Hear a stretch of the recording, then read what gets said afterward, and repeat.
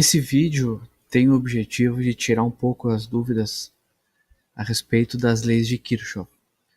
As leis de Kirchhoff são duas e elas são fáceis de aplicar e são fáceis de entender.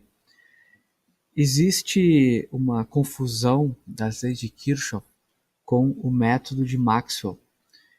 O método de Maxwell consiste em um método de resolver circuitos, no qual se levanta várias equações de um circuito e depois se resolve através de um sistema de equações lineares. Isso não é as leis de Kirchhoff. As leis de Kirchhoff são só conceitos físicos a respeito de um circuito elétrico que podem também gerar algumas expressões matemáticas. A primeira lei de Kirchhoff é chamada Lei de Kirchhoff para tensões, LKT. Ela diz assim: o somatório das tensões de uma malha é igual a zero. Vamos ver um exemplo aqui. Aqui temos um circuito com uma fonte de tensão E1, uma fonte de tensão E2, três resistores R1, R2, R3, cada um com a sua tensão respectivamente. O que seria uma malha? Malha é um caminho fechado. Então, aqui eu teria a malha 1, que seria esse caminho fechado aqui, englobando a fonte E1, a fonte V1, a fonte V3. Voltando aqui para o ponto de partida, eu teria meu caminho fechado, a malha. A lei de Kirchhoff, então, diz que o somatório das tensões de uma malha ou caminho fechado é igual a zero. Equacionando, então, o que ele disse. Aplicando a lei de Kirchhoff das tensões na malha 1, nós temos.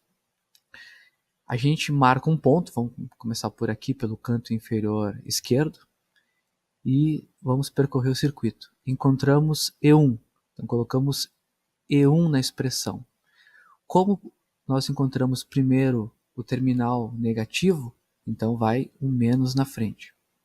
Continuando, a gente encontra o R1. Qual que é a tensão do R1? V1. Então vai V1 na expressão. Como nós encontramos o ponto de maior potencial, vai mais V1 na expressão. Continuando aqui pela malha, nós encontramos mais V3, né? Encontramos R3 aqui, mais V3, igual a zero. Não importa qual é o sentido da malha, se é sentido horário ou trigonométrico, horário ou anti-horário. O importante é o caminho, não o sentido. Então ficamos aqui para a equação de malha 1, menos E1 mais V1 mais V3 igual a zero. Vamos analisar outra malha aqui. A malha da direita, a malha 2. Aplicando o mesmo princípio, fazendo lei de Kirchhoff das tensões na malha 2, ficamos aqui, vamos no sentido horário.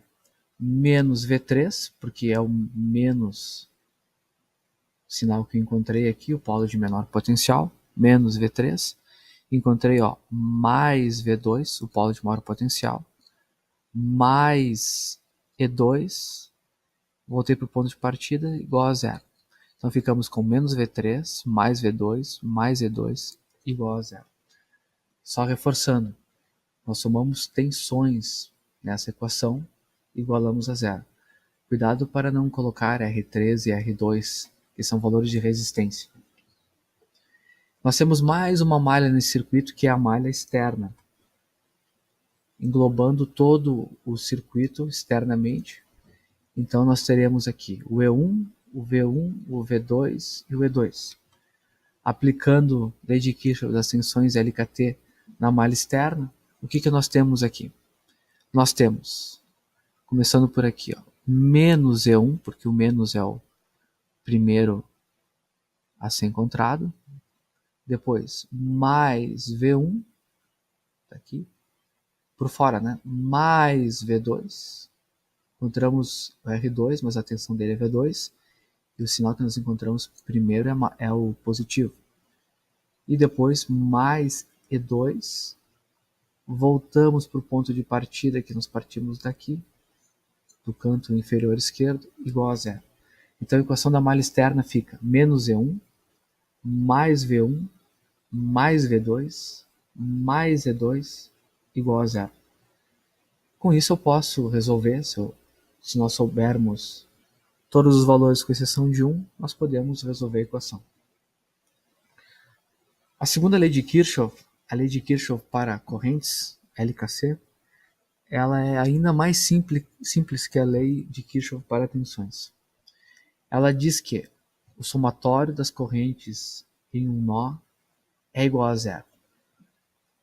Vamos ver um exemplo aqui. Nós temos esse circuito e nós vamos analisar esse nó aqui, o nó superior.